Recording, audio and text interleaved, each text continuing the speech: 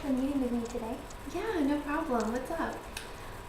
I think I might have a problem. One of the women in my church came to visit with me the other day, and she seemed very distraught.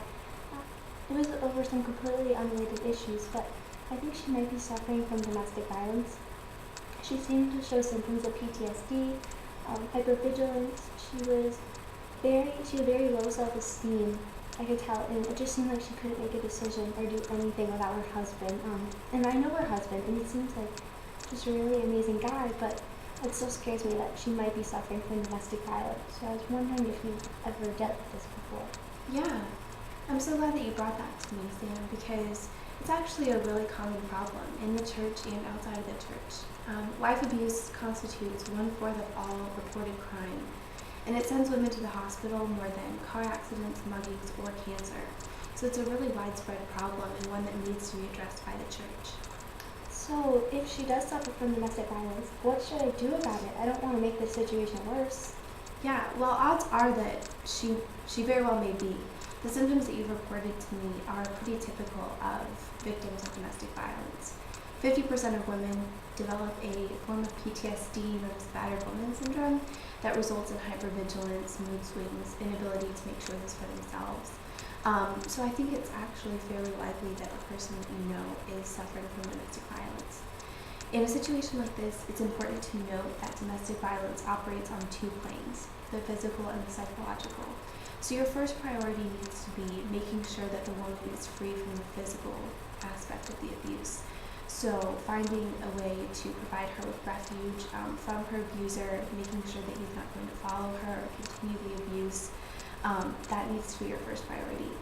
After she's been put in a safe place and knows that she won't be facing any more physical abuse, then you can start dealing with the underlying psychological issues, such as the lack of self-esteem, the inability to make choices for herself, the loss of identity, grieving her loss of bodily integrity, things like that.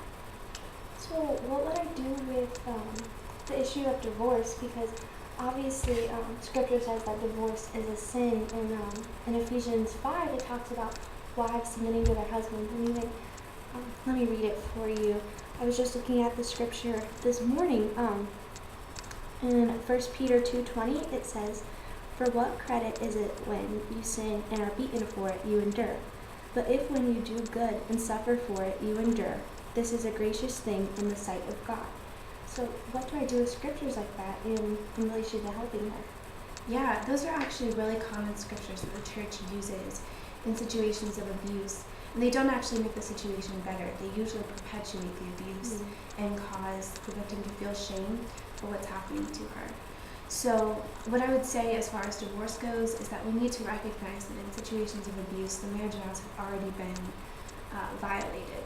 So while preserving the dignity of marriage, we have to recognize that that has already occurred, that the husband has already violated his vows. And so our top priority needs to be preserving the dignity of the wife's life and making sure that she is safe and that she's healthy. As far as 1 Peter 2 goes, that's also a really difficult verse to wrestle with in situations like this. But what we need to recognize is that Christ suffered unavoidable suffering, whereas domestic violence and abuse are avoidable.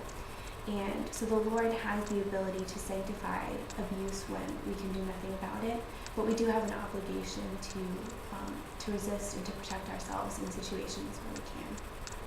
Thank you so much, Emily. This is very helpful. Yeah, no problem. I think that might be it. Yeah.